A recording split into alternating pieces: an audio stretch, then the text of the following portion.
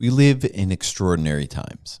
With the push of a button, anybody with a microphone or a video camera can be blasted out over the internet to millions of homes. We live in a time where information abounds, and yet it's never been easier to make a point, and it's never been harder to make a difference. Welcome to the HHP podcast. My name is Frankie, and I am the senior pastor of HFF.church in Oklahoma City. Join me and others from around the country as we talk all things Bible, church, and family. We may be right, we may be heretical, but that's for you to decide. Drop a like, a share, a comment, subscribe, and let's get to it.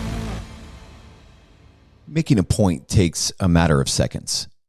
A well-placed argument, you've made your point. And yet, making a difference traditionally takes weeks, months, or years to actually impact a life. Take Jesus' example in John chapter 8. Then each of them went home, while Jesus went to the Mount of Olives. Early in the morning, he came again to the temple. All the people came to him, and he sat down and began to teach them. The scribes and the Pharisees brought a woman who had been caught in adultery, and making her stand before all of them, they said to him, "Teacher, this woman was caught in the very act of committing adultery. Now in the law, Moses commanded us to stone such a woman. Now what do you say?" They said this to test him, so that they may have some charge to bring against him. Jesus bent down and wrote with his finger in the ground. When they kept on questioning him, he straightened up and said to them, "Let anyone among you who is without sin be the first to throw a stone at her." And once again he bent down and wrote on the ground. When they heard it, they went away, one by one, beginning with the elders, and Jesus was left alone with the woman standing before him. Jesus straightened up and said to her, "Woman, where are they? Has no one condemned you?" She said, "No one, sir." And Jesus said, "Neither do I condemn you. Go your way, and from now on, do not sin again."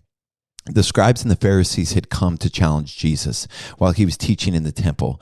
They did so to attempt to catch Jesus in some sort of blasphemous speech. They came to make a point. Their point was a valid argument. Yet, by the time Jesus was done with them, they had left, and Jesus had made a difference. The difference he had made in this woman's life was probably transformative forever. We also read later on in Matthew, he went on from there, and he entered their synagogue, and a man was there with a withered hand, and they asked him, "Is it lawful to heal on the Sabbath?" so that he might accuse them. And he said to them, "Which one of you who has a sheep, if it falls into a pit on the Sabbath, will not take hold of it and lift it out? Of how much more value is a man than a sheep? So it is lawful to do good on the Sabbath." Then he said to the man, "Stretch out your hand." And the man stretched out, and it was restored, healthy like the other. But the Pharisees went out and conspired against him to destroy him. Once again, we see the Pharisees were attempting to make a point. Again, according to the law of Moses, according to the Torah, it was a very valid point. And yet, we see in that moment, Jesus makes a difference. Can you imagine what that man would testify to as he would run about, as he would do things that were happening? You can be right, but you can also be dead right. Like, our culture has created a mentality that it's our job to police our brothers, to point out their errors, to expose their foolishness, and to be right. But that isn't the culture of being right. That's the culture of being dead right. And when that man would go and give the testimony of what had happened, can you imagine what a difference that would have made to those who had no hope? Those who had no hope of healing or hope that their life could ever be changed.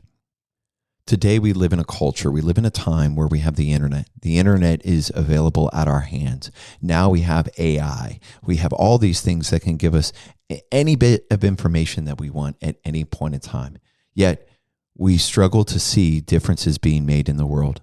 And there's organizations that do that. You have Samaritan's Purse, and you have a lot of these other organizations that are hurricane victims, or going into orphanages, or going to widows, and to a lot of these different places. And it takes a long time to make a difference. Yet, how many of the 3.8 billion Christians in the world really just deal with life like this?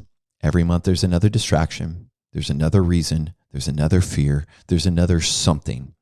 We're almost programmed by the hurriness of this life to just move from problem to problem, task to task. It's almost like it's hard to actually be in for the long haul on almost anything. We get frustrated when our coffee isn't fast enough or our food isn't fast enough, and our ability to make a point when something doesn't go the way we want. We like to do that.